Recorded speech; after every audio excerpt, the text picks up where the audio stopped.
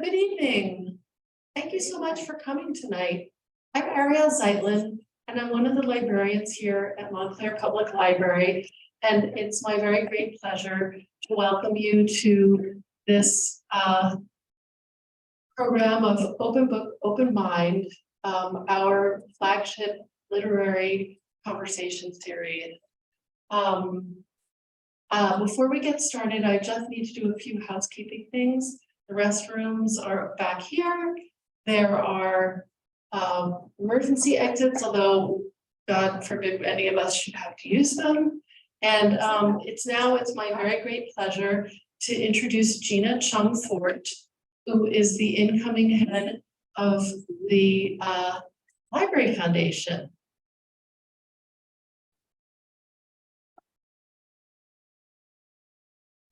I'm happy you're here for another Open Book, Open Mind, great program that the library offers, and it's hybrid this time. Thank you for coming in person. Thank you so much for being here in person.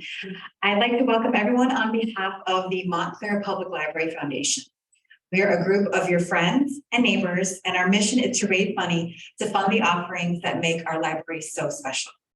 This includes library programs like this one, staff development, access to digital resources, and other needs that are not covered by city funding.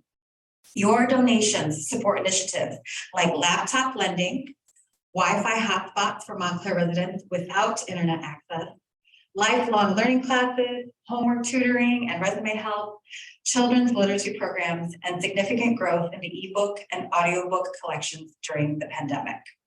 So after you enjoy this event, please make a donation through our website, montclairplf.org. Gifts of all sizes have an impact, and the library needs your support now more than ever. And on your way out, if you'd like, you could pick up a bookmark about the foundation telling who we are and what we do. So thank you very much for being here, and please enjoy the program. Thank you so much, Gina, for all that you do.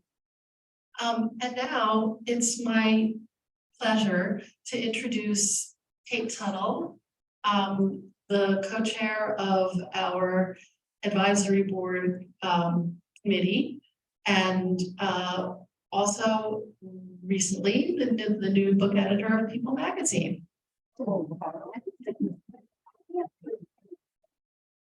Wow, I got an ooh. Thank you so much for being here in person, and also for those of you who are joining us on Zoom. I really appreciate it. I'm just going to introduce these two women behind me, who are both exceptional local writers. Our interviewer tonight will be Alice Elliott Dark. Alice is the author of the critically acclaimed recent novel Fellowship Point. Also, she is the author of Think of England and two collections of short stories, In the Gloaming and Naked to the Waist. Her award-winning story, In the Gloaming, was made into 2 films. She is an associate professor at Rutgers Newark in the MFA program and lives in Montclair, and serves with me as a member of the Open Book, Open Mind Advisory Board. Our featured author tonight is Laurie Lico Albanese, who has published fiction, poetry, journalism, travel writing, creative nonfiction, and memoir. Her books include Stolen Beauty, Blue Suburbia, almost a memoir, Linnell by the Sea, and The Miracles of Prato, co-written with art historian Laura Horowitz. Her latest novel is titled Hester, which she describes as a prequel and a retelling of Hawthorne's classic novel, The Scarlet Letter. Sorry, I have more pages. Publishers Weekly called Hester a standout and added that even those unfamiliar with the classic will be hooked by this account of a capable woman standing up to the sexist and racial prejudices of her time. Hester is also an Audible Best Books of 2022 winner, an Indie Next and Canadian and American Librarians October 2022 selection, Gillian Flynn Best Books of Fall 2022, a Book of the Month Club selection, and a long list finalist in the Goodreads Best Books of the Year. Laurie is a recipient of a Catherine R. Dodge Foundation Visiting Fellowship to the Virginia Center for the Creative Arts, a Hadassah Brandeis Research Award, and a New Jersey State Council of the Arts Fellowship at Wagner College. Wagner College? New Jersey State Council of the Arts Foundation Award. It says in, oh, I okay. must have a. Oh, sorry, she watched it. Now, it was very good. I'm just gonna add one thing, which I always think is super impressive. Laurie's novels have been translated into Italian, Spanish, French, German, Portuguese, and soon Croatian. Which is amazing. She lives with her husband in Montclair, New Jersey, where they raised their 2 grown children. Please join me in welcoming these 2 really brilliant women. Thank you so much. Thank you. I'm so glad you're here with me, Alice. Thank you. I'm glad to be here with you, Laurie, and your credentials are so impressive. So let's get started. I have a list of questions, so don't be offended if I look down at the page, because I just want to make sure that I can ask Laurie certain things I've been thinking about her book. But I'd love if you would start off just giving a description of what the book is about in your own view. Yeah. And read a little bit. Okay, thanks. So thank you, Ariel, to the Open Books of the Mind and to the Library Foundation. Okay, so Hester is, you know, when I thought of this novel, I thought, what if there was a real Hester print? Maybe there was a real Hester print. And if there was, who was she? And what if she could tell her own story? So the book is basically, I asked myself those questions, I did a bunch of research, and Isabel Gamble, the answer came to me as Isabel Gamble, a 19-year-old Scottish newlywed seamstress who comes to America in 1829 and meets young Nathaniel Hawthorne, who's still just starting out wanting to become a writer. And that's pretty much how I introduced the book. It's who was the real Hester Prynne and what she could tell us her own story. That's Yeah. such a good idea. Yeah, thank you. So I'm just going to read. I can just read like the first page, or I could read, you know, I'll read like the first 5 pages. I think it won't take that long. So the one thing you need to know is that Isabel has synesthesia. And synesthesia is a phenomenon where your senses might be crossed and you might experience different sensory perceptions at the same time. So for Isabel, she sees words and letters in colors. And since it's 1829, now we understand what this phenomenon is. But in 1829, they had no idea. And you will find out in these pages I'm going to read what her family has come to make of this phenomenon that is a genetic phenomenon that's been passed down. So, chapter 1. Salem was meant to be a new beginning, a place where the sharp scent of cinnamon and tea perfumed the air with hope, a place where the colors could be safe and alive in me. I was 19 years old and Nathaniel Hawthorne was 24 when we met on those bricked streets. His fingers were ink-stained. He was shy but handsome. The year was 1829, and we were each in our own way struggling to be free. He with his notebooks, and I with my needle. Some people will tell you that Nat spent the better part of a decade after voting college alone in his room learning how to write. But that's a fabrication meant for the ages. The true story of how he found his Scarlet Letter and then made it larger than life begins when I was a child in Scotland, and he was a fatherless boy writing poetry that yearned and mourned. Sometimes I still picture him in my mind, a lonely 9-year-old boy with a bad limp and a mop of dark hair standing at the edge of the Massachusetts Bay waiting for a ship. He knows that his father has died of yellow fever somewhere in the Pacific Ocean, yet the boy is waiting with pencil at the ready. Something in him knows, I believe this even after all this time, that although his father will never return, a story just as powerful is coming toward him. It is me, bent into the wind, fleeing home with my colors and my needle and my own set of needs and dreams. It is me with my red letter, secreted away. Like all the women in my family, I was born in a stone cottage in the town of Abington beside the River Clyde.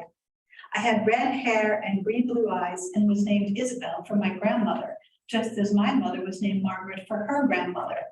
For hundreds of years, we've been Isabel, Margaret, a chain of women going back and back through time, Mam said. And I liked the way it sounded, all of us red-haired girls stitched together like paper dolls. I lived in a world of magic and color then. My mother's voice, a sapphire stream flecked with emeralds. My father's, a soft caramel. The wind was sometimes fierce pink, and the sound of the waterfall on rocks glistened silver. I didn't know my colors were unusual, and so I never thought to speak of them, just as I never remarked on the air, or the feel of a blanket at night, or the bark of my father's laugh that I loved so well. Every year at the summer solstice, we burned a bonfire and danced around the maypole, and in winter we hung mistletoe in the cottage. Pap spoke of fairies who lived beneath the may trees, of silky seals that swam ashore and enchanted the lovelorn, and of brave clansmen who died fighting the English. A horse with a shining wet mane is a Kelpie come to take you away. Pap's voice spooled like caramel as he shook a warning finger at me. And if you swim in the river and leave your clothes out for the Binnai, she'll steal your soul, and that will be the end of you. Don't frighten her, Mam scolded, and Pop put up a finger as if to warn me that this was our secret. But when we walked together looking for mushrooms in the spring, he spoke of sprites in white dresses who sat beside the river to wash the clothes of the dead, and of an unlucky lad who stumbled upon one and drowned the following day. My mother grew tight-lipped when Pap spoke of magical creatures and mysteries beyond God, but I knew by the gentle way my mother trimmed his beard and by the way Pap held her at the waist when they danced around the bonfire that theirs was a love bond and that it would protect me. Their stories protected me too. I was my mother's first child. 5 years later, my brother Jamie came. While she was caring for him, Mam said it was time for my first sampler. She showed me how to make my letters first on a slate with chalk, then with needle and thread. One day you'll learn to read. Mam squinted at a line of letters she'd made and at the rougher ones I'd traced out beneath them. I didn't get far, but you, Isabel, will read books. I experimented with a thimble made of seal bone, then settled on a plain tin thimble that fit my small finger. Tongue between my teeth, I worked carefully. When I fumbled and pushed the needle beneath my fingernail, I never cried out. Young though I was full of obedient determination. I was preparing a green thread for the letter D when Mam came up behind me. What have you done? Her angry voice washed over me like soft blackberries. Is it wrong? I studied my work. It was neat and straight. I gave you black thread to make the letters in black, but A is red, I said quietly. Like the colors in the wind and the hue of my mother's voice, this had come to me without intention or fanfare. B is blue, C is yellow. No, they are not. My mother slapped my knuckles with her tambour hook. The blow was hard and tears stung my eyes. She'd never struck me before. Never say that. Her words flashed in blue-black bolts and I saw the whites of her eyes. She wasn't only angry, she was afraid. They'll call you a witch or say you're crazy. They'll say the devil's taken hold of you and they'll want to burn it out of you. Do you hear? I'd heard whispered stories of witches hanged and burned in the fields, of men and women who didn't defend against the devil and then found themselves full of evil and spite. Witches were spoken of in the past, but evil, insanity, and death were as plausible to me as Pap's silky seals and the deadly Kelpie seahorses come to take away the living. Isabel, do you understand? I nodded, but my mother shook me by the shoulders. She meant for me to be afraid. You must defend against it, Isabel. You must pray and be strong. Promise me. Yeah, Mom, I promise. My mother and I prayed together that night, but she didn't speak of the colors again, nor did I. After that, if my mother gave me black thread, I used black. If she asked for red, I used red. I told myself there were no colors in voices or letters, and I refused my reading lessons for the colors weren't white on black slate, but a rainbow of colors that I knew were wrong. Mom seemed to understand and didn't push me further. But even as I kept silent, the colors became more vivid and my dreams wilder. Whether the colors were good or ill, witchcraft or the devil, I had no power to stop them. Thank you. Wonderful. So synesthesia, how did you decide to make that such an important part of her character? Yeah, so, Isabel is the stand-in for Hester Prynne. And what I did is, of course, I went back and reread the Scarlet Letter as soon as I had the idea for the book. And Hester Prynne has been, kicked out of town for being, she wears the Scarlet A for adultery, and she's been kicked out of town and sort of banished. But everyone goes to her anyway to pay her to do her embroidery for them. And every woman in that time period, because it's set in Puritan New England, would have known how to embroider and would have known how to sew. And I started reading the descriptions of Hester Prynne's embroidery, and it was so fantastical. I thought, what makes it so amazing? Maybe she has a special gift. Well, maybe she has synesthesia. And I tried it, and not only did it kind of, I liked it because we live when we're writing. I liked the introduction of color into my story, and I liked giving her a secret that she didn't, that she needed to keep to herself. And so then Alice and I are in a little writing group, and I brought my introductory pages with the colors to the writing group and just asked, does it work? And Alice said, and the others said, yeah. So I went with it, basically. I think it's fascinating to begin with. I mean, that's a fascinating phenomenon that Yeah. people have synesthesia, but also the idea that such a young child has a very important secret to keep that could put her in so much danger. Yeah. I felt that turned out to be a really important part of her character that made her resilient, strong, and somewhat self-reliant when she has to be, because she's had to learn how to keep something so important out of herself. She doesn't entirely suppress it, does she? Well, she can't, just like it says, the more she tries to suppress it. So I was really interested, Alice, in this idea of a gift that is a curse, that is a gift. So, and I think many creative people, and just people in general, but especially a creative person, there's a great joy in being a creative person, but it doesn't always serve you the way you think it will. And you don't always use it exactly the way that you would like to. And sometimes a person who's got a creative gift, especially when they're young, Annie Lamott said the writer is the person standing on a corner of the square like this with their ears up to their with their shoulders up to their ears. Sometimes a creative person, when they're young, really does keep it to themselves because they see the world differently. They hear stories when there are none. And so I liked giving that to her because it was the essence of her creativity. Yeah, and they might not even know it's unusual. Well, she was told that it was, but I think a lot of times creative children, they don't even know when they have these powers because they don't talk about it. Yeah, and especially with something like synesthesia, which isn't necessarily a creative power. A lot of people, is there anybody here with synesthesia? Oh, A little bit. Waving her hand. I actually once talked to a group of people, and afterward, a woman came up to me and said, I have synesthesia and I never knew it until tonight. She was a teacher. She was a retired teacher, and she had said, like she would think of a former student, she'd be like, oh, right, that was the blue boy and that was the pink girl. Like people had colors for her. And she never knew it until she heard it, because you kind of have it and it's kind of over here a little bit. Yeah. It's kind of like being colorblind, but the opposite. Like you wouldn't know if you were colorblind until my cousin was colorblind. You don't know until they test you in school. So similarly, so she's told to keep it a secret, and that links back to her ancestress who had synesthesia, which was an invention I gave to a real person who was Isabel Gowdy, Queen of Witches in Scotland in the mid 1600s.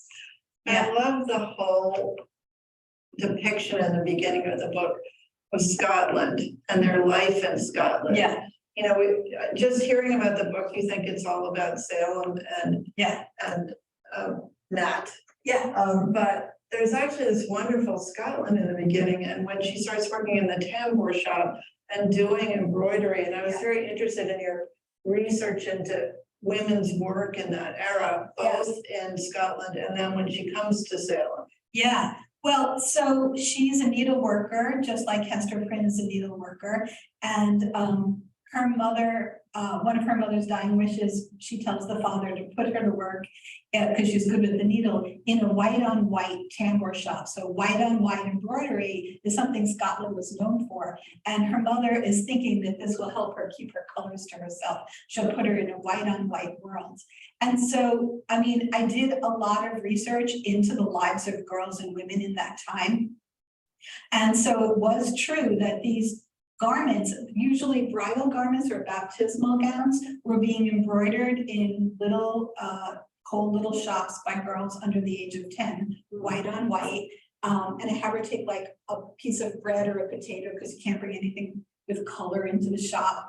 And they're sending the stuff off to Salem because Salem is one of the richest cities in the world at that time. Before the War of 1812, especially, Salem was a very wealthy city. And so I give her, at this point, she's kind of being exploited, right? But she has these visions in her mind and she knows she wants to be something more. And so I gave her this ambition, like they say, every character, your protagonist should always have, a desire. And when I said that I wanted her to be a dressmaker, and she wanted to be a dressmaker and a pattern maker and embroiderer, I thought at the time that I was doing it that maybe that wasn't a big enough ambition, but it really was for a woman in 1829. Yeah, and it's really interesting that these women have businesses and they're really making money, and they have, we see her later in the book, she has an income, she has some degree of control over her existence because of this talent.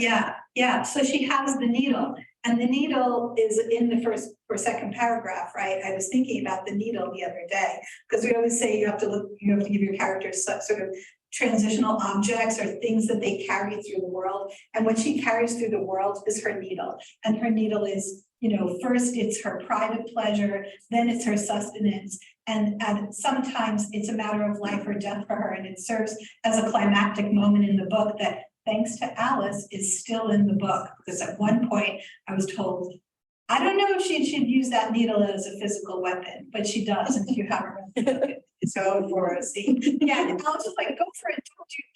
Don't let anybody take that away from you. Right. So there was a lot of, to answer your question about women in business. So I did a lot of scholarly research because this is exactly the moment in 1829 Salem. There is the idea of sewing and embroidery is being taken out of the home, right, where it was used for personal satisfaction, but also need, and it's going into factories. So now clothing, cloth is being made in factories, shops are being taken over by men. They're putting women to work, and things that women had control over for themselves are being, commodified and now taken over by men who are now, reaping the profit. So there are these two characters who come from Philadelphia to buy these gloves that Isabel embroiders these very elaborate gloves that really are based on something that I found in my research. And these two young women come from Philadelphia, they're Quakers, and they buy her gloves. And that is actually based on two young women who really did have a dress shop in Philadelphia. But women who have owned their own businesses were few and far between. And, men didn't really like for the women to be having their own businesses and their own money. And by the way, a woman still couldn't own property. So there was still a lot with the rights of women and property and how they maintained their businesses. I know a lot about research right. for my book, but it's really the whole history of property.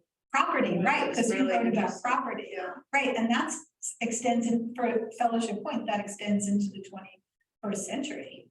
Right? Yes. Yeah. It wasn't until 1900 women could own property, but they had no say over what happened on the land. Right. It was either father, brother, uncle, third cousin, any male, had more say than the actual owner. And they also, and they also had control of the money. So you could own it, but the men controlled the budget. The men controlled the money, and the woman would get like an allowance, if you will. Yeah, if they're lucky. So I want to step back a little bit and ask you. You wrote Blue Suburbia, a great favorite of many authors all over. It's a beautiful, original, interesting kind of memoir in verse, which is it's amazing. And then Linnell by the Sea, a novel. Actually, Linnell by the Sea was first. Linnell by the Sea was first. Okay. Yeah. Then the memoir, and then you shifted to historical fiction. Yeah. So how did that happen? Well, That's a big shift. Yeah, it was a big shift. So Linnell by the Sea was a contemporary novel, and that was published in 2000. So it takes place in the 20th century. And then I was working on a book about orphans and the orphan train, and before Christina, but I sent it to my editor and I sent it to my agent, who sent it to my editor, and she was like, yeah, this really isn't working out. So I really didn't know what to do. And my husband, who's in the audience, said, why don't you do something with your poems? So I took my poems that I've been writing all my life, because the answer to the beginning of my career is I thought I would be a poet, but I was a blue collar girl from Long Island and we didn't do that for a living. So I went to college to get my degree in journalism. Anyway, so here I am, I've written a book that my editor doesn't want. So I put all my poems up chronologically around my office. And Frank came upstairs one day and said, oh, it's your memoir.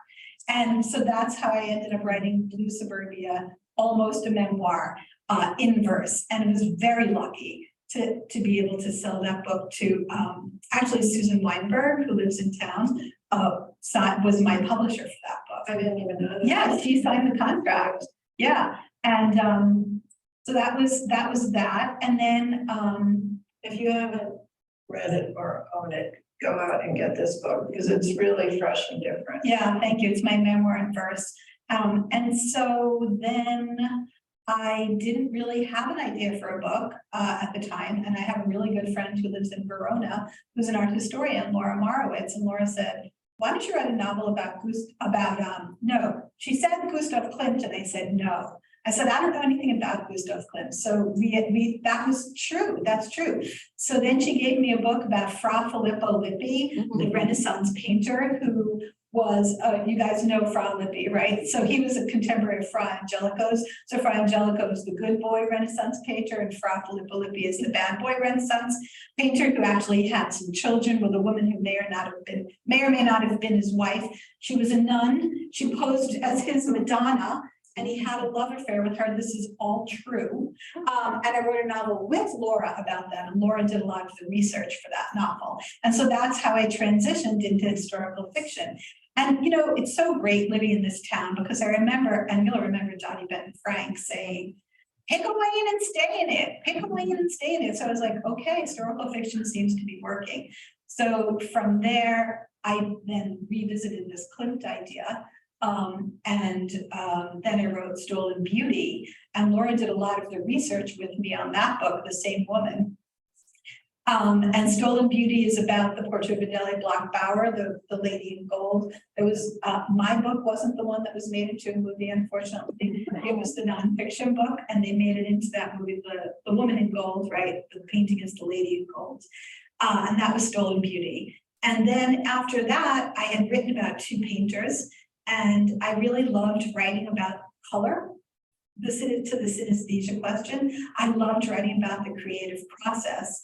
And now I was writing historical fiction, and I was kind of in that lane, and I really liked writing historical fiction. I mean, What about it? Yeah. Do you like? So what about it do I like? I mean, it's a love-hate relationship that I have with the research, because when I set out to write The Miracles of Prado about Lippi, I didn't really know anything about Renaissance art. I was a journalist. And I learned a lot about Renaissance art, and now I can, go to Italy and walk around in the museums and know what I'm looking at. Yeah. So that is so fun. That's unbelievable. And the same with Gustav Klimt. So I just switched to, and the other thing is, all of these novels, The Miracles of Prado, who is this woman at the center of this painting, right? I was kind of inspired by Girl with the Pearl Earring. Always stayed with me because I loved that so much, what she had done. And the same with the Stolen Beauty. I'm getting the story of this woman who's at the center of this painting, but hasn't ever really told her story. Even in the movie, they didn't really tell her story. So then I get to learn all about Fantasiac Vienna and, the height of Jewish Vienna, which I knew as a phrase, but not as a living, breathing city, And then when I decided, when I reached this question about writing about the Scarlet Letter, I was actually really happy when I settled on Nathaniel Hawthorne as a character in the book, because then I got to look at he's 25 years old, 24, 25 years old. We all know what it's like when you're 24, 25 years old and you're not sure if you're ever going to get to be what you imagine you can be. And so it was really fun again to get into the shared creative process between Nathaniel, Nat, as he is in the book, and Isabel, our protagonist. It was fun because he's doing, he's writing with words, she's telling stories with her threads. Do you think that writing about the two women at the center of the paintings and then inventing this character of Isabel, that you're going into the past and looking at untold women's stories? Yeah. Yeah, I mean, I definitely feel that way, that these are, when I set out to write this book, the truth is that I had written those two other historical novels and I was getting my MFA and a low residency program. And,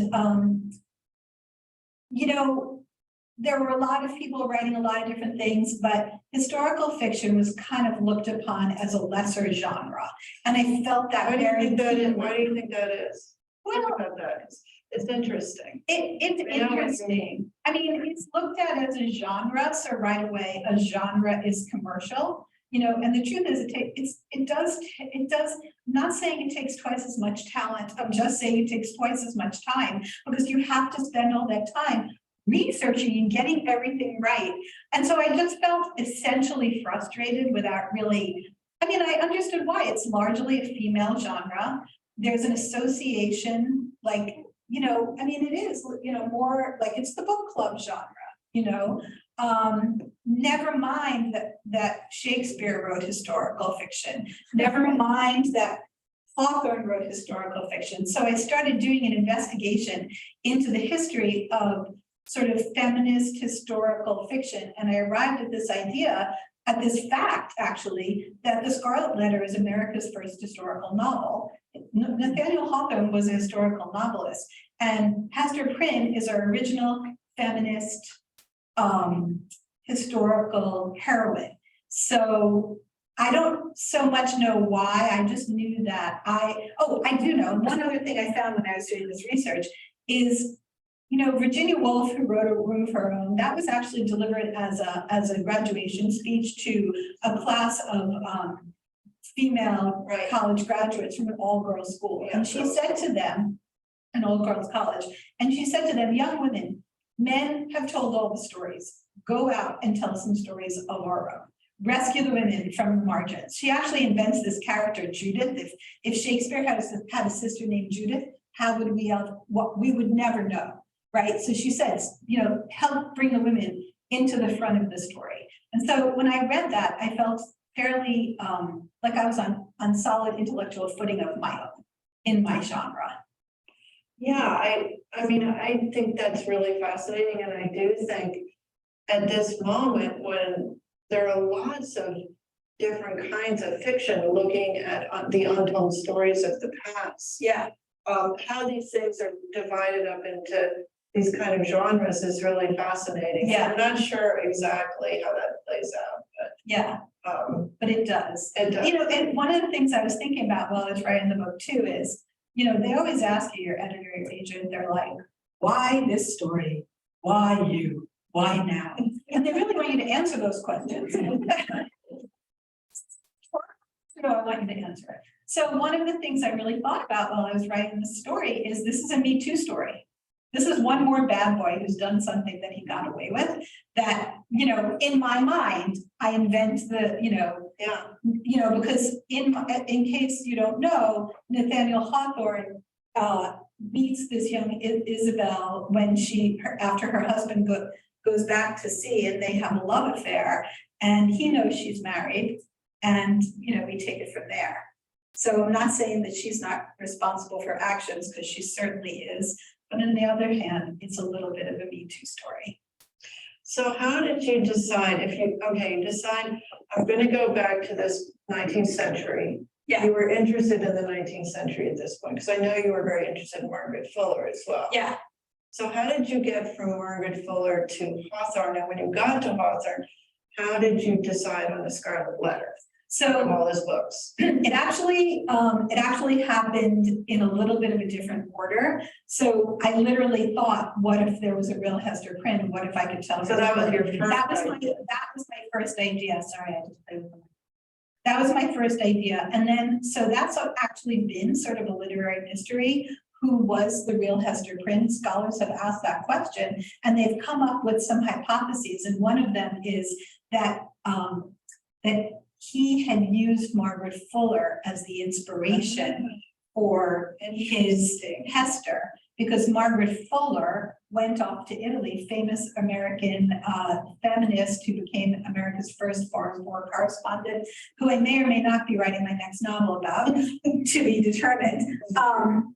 So Margaret Fuller went off to Italy and became pregnant with out of wedlock with a baby. And Hawthorne and Emerson were among the men who were like, she's disgusting. And Horace Greeley, who was her editor. So for the New York Herald Tribune, they all turned their backs on her, essentially. And so I started investigating, and I did a lot of research. There's a really good book by Susan Cheever called American Bloomsbury. It's like, well, it's you know, it's Hawthorne and Emerson and Margaret Fuller and Thoreau and some Alcott family members in there. And it was not impossible that she had, you know, been the model. And so I wrote for 2 years that Margaret Fuller was the model for Hester, and that she had had a love affair with Nathaniel Hawthorne. And what happened was I got all the way to the bedroom, and I just couldn't imagine them in bed together. And I couldn't write it. So then I had done all this research about Margaret Fuller, and Margaret Fuller had written a very big book called Women of the 19th Century. So I understood a lot from a really theoretical background about what problems women and challenges women of the 19th century encountered. And so then my agent had thought I really should write the Margaret Fuller. But then when I came up with this idea of this Scottish young girl, because she's a girl when we meet her, I felt like I could really let loose.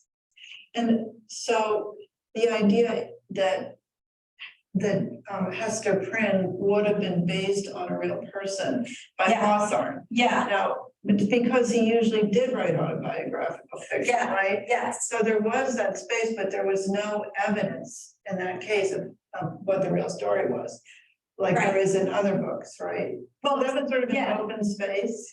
Well, there's also the 10 years after he graduated from Bowdoin College, the mythology that is written about in all the biographies, that he wrote his own mythology, as a lot of writers do. We know we have a mythology, right?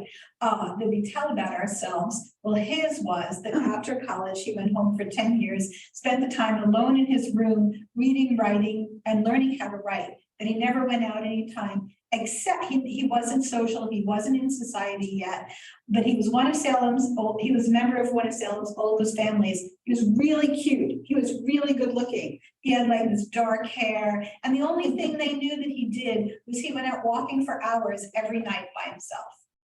So there was plausibility. There was possibility. And Okay, then, so talk about possibility and plausibility. yeah, so there's the possibility right there. If you're writing historical fiction about a real person, you want to find a big gap in their lives. And Hawthorne gave it to me, right? It was right there. So that's when I decided I would be able to let him have a lover.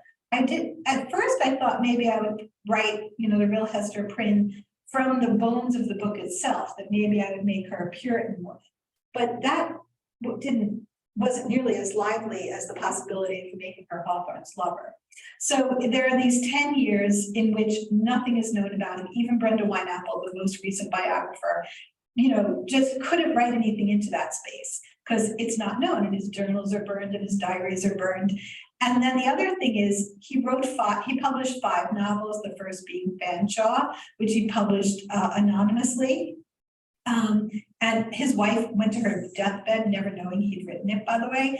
And that was really a love triangle set in a New England college. So he published it in college, when he was in college, or the year he graduated. So that's out of his life. The book, then he wrote The Scarlet Letter, which there's really nothing in his journals about it. He wrote it in white heat, so the story goes. Then after that, he wrote The House of Seven Gables, which is based on his family history in the witchcraft trials of Salem. And then he wrote the Blithedale romance, which is also, that character is based on Margaret Fuller. And that is from the time he spent at a utopian community called Brook Farm. And then after that, he wrote The Marble Fawn, which was published posthumously, but that takes place in Italy. So the point is, 5 novels that were published, 4 of them can be traced directly to episodes in his life or his family's life. He was a historical novelist. Just this novel about this kind of guilty guy who fathers a child and never stands up and claims it. This is the only novel. So perfect. Yeah, so, yes, I'm writing historical fiction, but I believe fully, if you're gonna write a real person, unless you're gonna write, I don't know, vampire, Jane Eyre, that you should be able to find something, you should be able to find the holes, that it should be believable, that there's a responsibility to the people who lived before. Yeah, I love thinking about that. I mean, that's such a great explanation. Yeah, And it is really great that you found this space as such a fascinating space, because everybody knows Hester Prynne, or at least thinks they do. yeah, But you have, if you haven't read it in a while, it's kind of surprising how amazing that book is. it is, and it's a good It's book. forced on people when they're too young, I think. So, Yeah, because it's a Gothic book. That's something. Yeah, it's Gothic. okay, witchcraft. We have to go to the witchcraft. place. Okay. So Isabel has a grandmother who was accused of being a witch. A great. Oh, great. Okay, way past. Yes, But that's something that's known to her, that's an invention. but But it's it's known to the known to her. character. Yes, she knows it. It's known to the Yes, character. And then Hawthorne yeah, is really burdened by the fact that, right. So Hawthorne's, and this is true, Hawthorne's great grandfather was a magistrate in the Salem witch trials. And he was completely haunted by that. And he's the only, John Hawthorne, the magistrate, the judge in the Salem witch trials, is the only one who never recanted and said that he was wrong. The trials were abolished by 1693. Everyone said it was wrong, that the women had been wrongfully, the women and 3 men had been wrongfully killed. They were not witches. Only John Hawthorne, Hawthorne's great-great-grandfather, never recanted and said it was wrong. And when one of the women was being hanged, she screamed from the gallows, "I'm no more a witch than you are a warlock. And if you kill me, God will give you blood to drink." And then one of Hawthorne's relatives, like one of his ancestors, died by choking on his own blood. So that's in the House of Seven Gables. That's the thing he's haunted by, that he ends up putting in the House of Seven Gables. But so he's not there yet. When you meet him in this book, he's 24, 25 years old. So you're getting a lot of him thinking about books that he's later going to write. That's actually worked into the manuscript as well. So that was really fun. I really love that they are both burdened Yeah. by, a brush with witchcraft in the past, but it weighs on him very heavily. Yeah. He's carrying a heavy load of guilt for his ancestor. And she's carrying witchcraft too, not in quite the same way, but I really felt that was part of their bond, that this is like something that they have an obsession with. They're so interesting psychologically. Yeah. Did you have an idea about that, like that they could help each other with that, or is that too modern? Oh, you mean like they're both carrying trauma and they could heal each other's trauma? Sort of. It was more that I thought that they would be drawn to each other in the way, I guess in a sort of Freudian way, that they have the same wound. Well, Right? it's sort In a of like if you have someone in your family, a sibling or something, a dead sibling, you go into a room and you can immediately pick out that person who also has the same loss. Yeah, I did think of it very much as an undercurrent, as something that attracted. That's something I loved about the book so much. So when you were doing you did a lot of research about witchcraft, I know that. Yeah. So what were your findings? Oh, well, one of the most interesting things, which we talked about a little bit, is that, okay, two things. One is that I really feel like we can thank King James, because King James wrote a book, King James of the King James Bible. He wrote a book called Demonology, and it was a book about identifying and how to identify the covens that a witch makes. It was a legal book because people were charged as witches. It was a legal proceeding. It was not a church proceeding. And so those witch hunts start out in Scotland, England, Germany, right? And they were burning witches over there. We didn't burn any witches here. We can at least say that about ourselves. We didn't burn any women as witches here.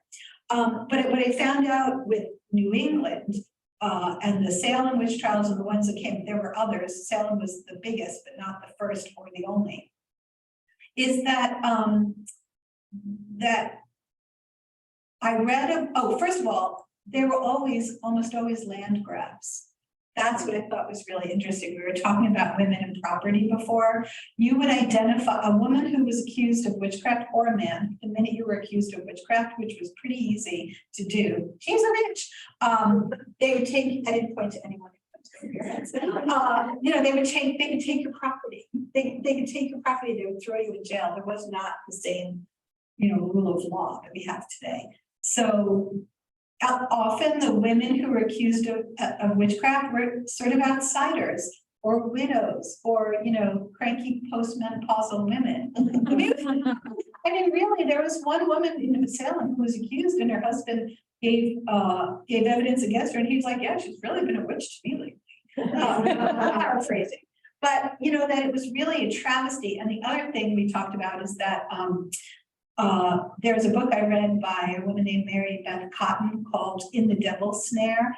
And she wrote about how most of the girls who did the accusations in the Salem witch trials, those girls had just been living up in Maine, where your book takes place essentially, fighting in their fathers had been fighting in the Maine land wars with the Native American, the King Philip's Wars. And those girls had been firsthand witnesses to the war trauma, the war horrors in Maine. And her thesis, which is pretty reliable as I read the book, is that those girls came back to Salem completely traumatized by what they had seen, what their families had called the black man, the red man, the devil, the Native Americans, the devil. It was all kind of conflated in their mind. And that was essentially maybe war trauma that had kind of undergirded their accusations. That's just so fascinating. It's unbelievable. I read a lot of firsthand accounts about that in Maine. Yeah. That kind of skirmish. Like, we've never seen this. It's really interesting to read these accounts because they were small. They were like not big Civil War type battles. Yeah. They were small. Yeah. But you can imagine if you're a child exposed to that. Yeah. And so there were land grabs on top of land grabs, by the way, because all the Salem men who had come here from the Massachusetts Bay Colony and went up and first of all, they took the land grab from the Native Americans to begin with. So, and that kind of is interesting because that segues into your book a little bit as well. I think we almost have to ask questions, but I want to get to one more thing. Okay. The subplot of mercy. Yeah. And talk about that and how you fit that into the book, because you were able to bring in the point about that there was slavery in New England, which I think a lot of people don't know. Yeah. But you did it in a really good way. So do you want to talk about that? Yeah. So Mercy, when Isabel comes to Salem and she takes this cottage a little bit out of town, she has a neighbor who's an African-American woman. And the woman comes over to see her at her new cottage, and she has her 2 children with her, and that's Mercy. And Mercy is also an embroiderer. And so when I first wrote that character, so I'm in a writing group with Alice, but also Benil D. Little, if you guys know her, she's a Black writer. And so I bring this character to my writing group, and Alice said, I bring the scene, and Alice said, Mercy's going to be a really important character. And I was like, okay. But, I hadn't really realized that yet. And then so I decided to make her a friend because, Isabel's new, she needs a friend. And then Benilde comes in and she's like, that woman Mercy is not going to be so friendly to this little Irish girl. Yeah, I remember. So I had to complicate the relationship a lot. She was just a friend and I had made her an African-American woman because I was thinking about outsiders. And Isabel, like Hester Prynne, they're outsiders, they're living outside the village. Who else would be living outside the village? This led to this whole background. There was so much in the novel, I had to weed it back and put it in a character, but it made me realize, how important slavery and the slave trade was to the enriched people of Salem, that they had slaves, that they were part of the slave trade. It's not like they had slave markets there, but they were ship owners. The ships were going back and forth to England, to the sugar plantations. The cod king of New England, the cod king of Salem, made his money on cod because he was drying it and selling it for the Middle Passage and to feed the slaves down in the West Indies. So I just want to say, I've talked a lot about the serious stuff in the book. It's actually a really sexy story. It's like a sexy story between a man. We didn't even get to the relationship. Right. The woman is sort of an innocent, and Nathaniel Hawthorne is kind of the bad boy that you met in high school that you're glad you didn't marry. You all know But the one you is. definitely would fall for. Yeah, the one you would fall for. Right. Yeah. It's so wonderful that she's an outsider in the way she is, because I think there was a way that you were able to have her exposed to the idea of the slavery, that she was Yeah. she was so taken aback, and they're all taking it for granted because they're swimming in it, Yeah. and the same with a character like Hawthorne. She's not used to that kind of Right.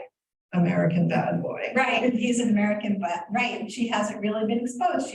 She found herself who seemed to be a good husband, and she married him, and things went awry, and that's when Hawthorne steps in. Okay, I think we should probably have questions, right? We should have questions, but I just want to say, Laurie, I love that, going into these unknown places of the American past, once you go, you realize there's so many things that haven't been made into stories yet. Yeah. And I was really happy to write about America to be writing locally rather than, needing to travel to Europe because it was the pandemic and I wasn't going to go to Europe anyway, but I could drive up to Salem. And that was really a blessing. So thank you, Alice. Thank you for your great questions. Well, thank you, both of you. And so Alice, the way we usually do it is I can't see as much who's asking. So you just point out I should bring the mic to. Oh, okay. Does anybody want to ask some questions? We also have a whole audience contingent right here on Zoom. There are probably just as many people or more on Zoom right now as there are here. Here's someone who said, was it hard to keep track of the colors and the descriptions you used for them? Oh, yeah, that's a great question. I actually have a visual. I had to give her an alphabet that she saw. And so there's a key to her synesthesia. And then what was kind of hard was when she sees certain colors, she understands it to mean certain things, like that when she sees somebody speaking in yellow, she knows that they're saying something that's true. So then I had to kind of write a chart so that I could remember, and I had to remember Pap's voice was caramel, her mother's voice was sapphire.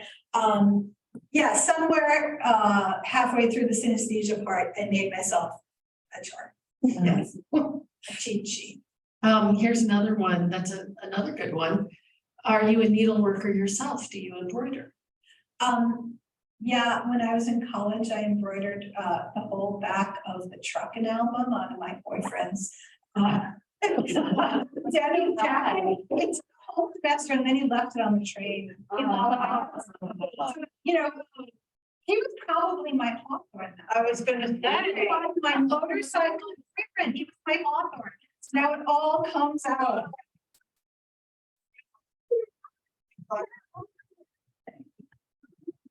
Any questions from the audience here? I just had a question about embroidery. So I don't know a lot about.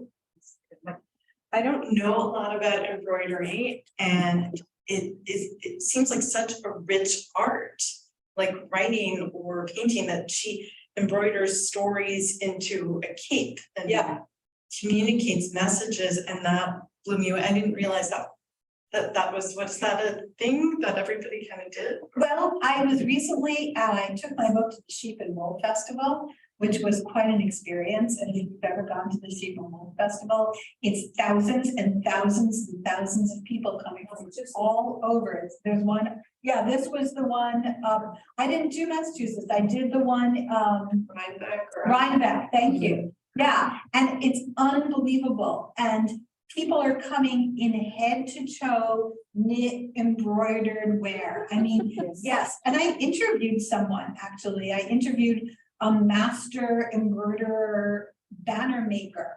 And she gave me a lot of information that I ended up sort of putting a little bit into the book. So yeah, people did, I mean, think about it. Everything that, Ariel's wearing that embroidered necklace. Look at her necklace, it's embroidered. It's I mean, shade, I think, but okay, same though, you know, sorry. it's actually made by women from Turkey. Yeah, Um, anything you've ever had in your hands that was ornately embroidered, it probably was not done by a machine. It was done by a person, even still today. Like the Johnny was, those are hand embroidered.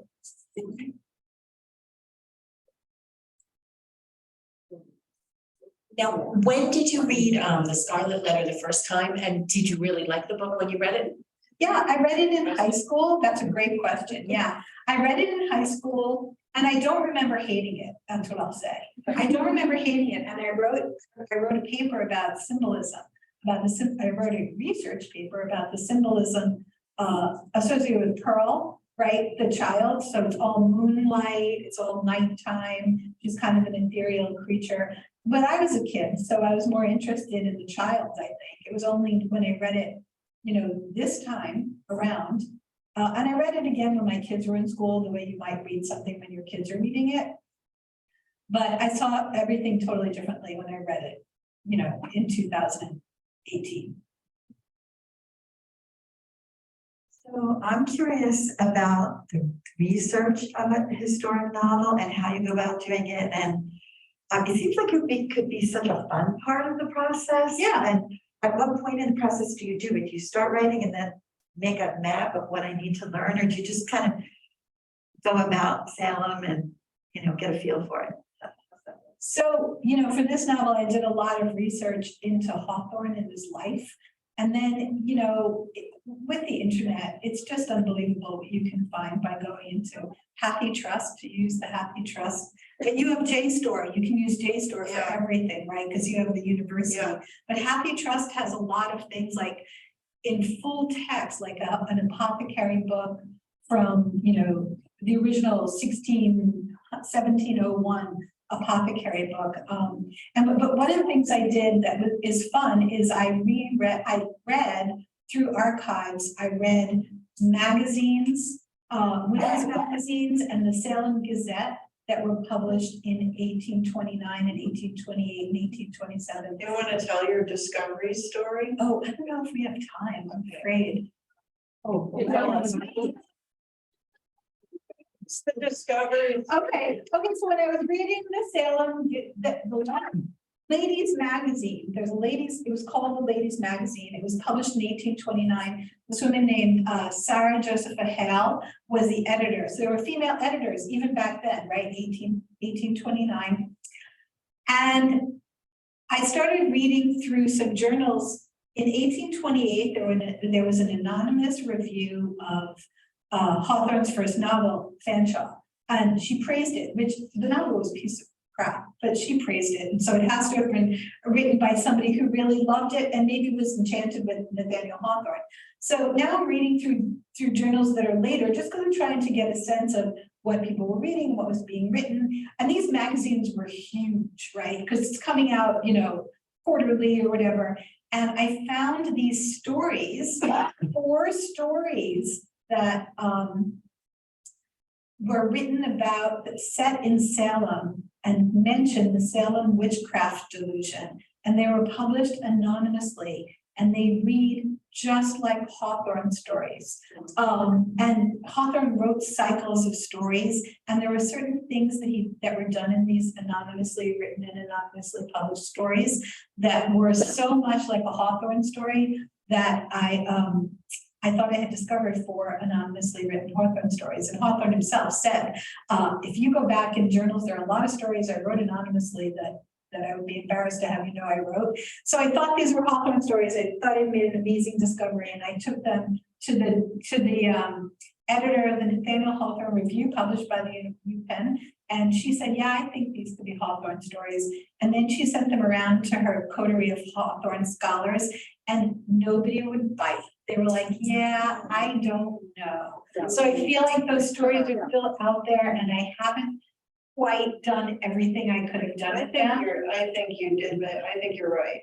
Yeah, I think they are. And maybe Someday, maybe if I were a man, maybe if you were an academic, or if I were an you might academic. not like a lay person. No, that's true, because she is an academic, but she had to find other academics to weigh in. Yeah. And I made sure to authenticate to record everything I wrote in case next year somebody's like, I discovered these Hawthorne stories. I can be like, no, I discovered that first. So, yeah, It's that very was exciting. It was exciting for a little while. We were all excited for a while. It's so exciting. Yeah, you're still excited. Thank More you. questions? You've got her here, you can ask her questions. Can we ask another Here's question? another one. That's another question. So you mentioned a little bit about with Mercy's storyline, perhaps you cut some of it that you had included. What other things did you include that you ended up having to cut out of the book, either because of the editor or because of your own opinion? So the Mercy story in particular, when I wrote her as a character, I just had her as like an eager friend. I was really aware, of course, of not wanting to write a white savior story. So there was no way that I could have Isabel sort of help save Mercy, but there are things that Mercy's keeping secret that she does need help with. So I wrote her as a very sort of wise, woman living out there alone. And I have an editor, not my editor, but before it went to my editor at Macmillan, I had an independent editor who read it for me. And she said, this character is a trope of a magical Negro, and you have to revise her so that she is not falling into, another deadly Stereotype. Stereotype, thank you. I didn't want to say trope again. So I did. I had to give her some more complexity. And that was essentially what I did with her. And I gave her the backstory that she was born to a woman who was enslaved up until the time that just about before she was born. But I didn't really have to cut a lot. I just had to tweak things. And another thing I had to tweak, according to one of my editor's suggestions, my agent said, right now Nathaniel Hawthorne is the guy who you see him coming from a mile away and you're like, no, don't go for him. And she said he has to be much more appealing. The reader has to kind of fall for him as Isabella's falling for him. And I think I did a good job with it. We were at a party last night and the host kept telling me how sexy he thought. I'm curious because it's a known fact that Herman Melville also had a huge crush on Nathaniel Hawthorne. Yeah. They were very close. People were always falling in love with Hawthorne. Yeah. When you were working on the book, did you fall in love with Hawthorne? Yeah, a little bit. I mean, you kind of have to. He had to be, sexy for me. I mean, if I was going to make him sexy on the page, he had to be sexy for me. And so, yeah, you kind of get to invent what would you like a romance to be like with a guy who only comes out of his room and walks around at night in a velvet cloak.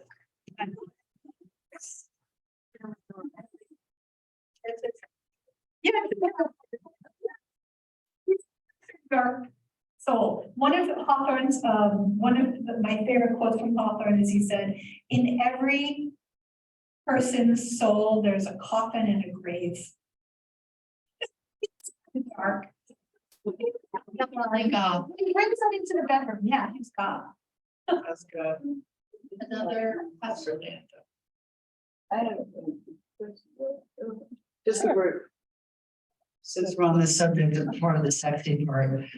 There was a passage in the book that that really stuck with me that I love in terms of their attraction for each other, but that the point we're in the lake, in the water, Oh, yeah, and she didn't know how to swim. yeah, And that part where he's holding her. Yeah. And what was the symbolism to you in that moment? Because that was, I thought, a very powerful, intimate moment. well, you know, what's funny about that actually is that Margaret Fuller drowned, the real Margaret Fuller, who was my original model for Hester Prynne.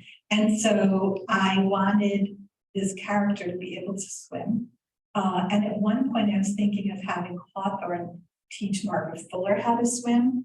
But then, of course, it's no longer Margaret Fuller, it's Nathaniel Hawthorne. And there are some seals that pop up at the edge during that scene. And I had it in my mind that Nathaniel Hawthorne is kind of a selkie for her. He's kind of this half-human, seal-like figure who comes. They were always dark-haired men or women who came out of the sea. They would leave their seal skin behind. They would seduce you and then they would break your heart. And I had it in my mind that this is sort of the foreshadowing that he is that guy. So I was going to write a little more about Selkies, but that may be my next novel. So, but yeah, I just wanted it to be very seductive and that she has to, you know, abandon herself there in the water. I mean, it's her final moment of abandonment to him, right? She completely surrenders. Well, I think, okay, one more question, and then I think it's time for us to close. I don't know much about Margaret Fuller, and you've been talking about her. Could you tell me a little bit about her background and how she fit into this? Yeah, so Margaret Fuller was an early American feminist, and in 1840, she wrote a book, a nonfiction book called Women of the 19th Century, a big fat tome. And she traveled in circles with Nathaniel Hawthorne and Emerson. And at one point, it was believed that she was perhaps a model for Hester Prynne, and I think maybe you came in after I talked about it. So it was believed she might have been a model for Hester Prynne, and so I spent a lot of time and many pages writing as if she were the model for Hester Prynne, and as if Hawthorne had a love affair with her, but Do you think she was the model for Hester Prynne? well, she was the model for sure. She was the model for Zenobia in the Blithedale Romance. So do I think she was a model for Hester Prynne? Not really. Now I really believe he had a lover. That's the truth. I believe he has to. I believe it's completely plausible. Yeah, She just doesn't seem like. she's not sexy enough. Yeah, he wasn't full of abandon yet. Funny enough. Well, he wasn't a funny guy either, No, but he was someone has to be funny. Someone has to be funny, right? Those are the side characters there. So I want to thank everybody for coming, and especially you two for this wonderfully illuminating and funny and thought-provoking conversation. And we're going to be selling and signing books afterward. And as I always say, you know, here at the library, we're all about giving it away. But if you really like an author and you really, you know, care about their books, then the most sincere compliment you can pay them is to buy their book and to own it. I always find that to be true for me. And I also wanted to ask, this is our last open book, open mind for the season, but we have a season coming up that starts in February, and we have really exciting lineup. We have one of the authors of His Name is George Floyd coming. We're gonna have Michelle Warner crying in H March. Oh, H March. Yeah, so that's gonna be a community read, and we hope that you'll all be interested in participating. We have the poet, the three-time poet, US Poet Laureate, Robert Pinsky coming. He's Springsteen's favorite poet. Oh, wow. We have, I can't even remember everybody, we have our own, Montclair's own Kate Zernicke is gonna be coming and talking about her new book, The Exceptions, about the women who sued MIT for discrimination, and that's a story that Kate herself broke. We have another book on gender, race, and ability bias in tech. So I hope that you'll stay tuned and come back soon. Because we've got lots more wonderful programs ahead. Anyway, thank you so much, everybody, for coming and for making book Open Mind what it is.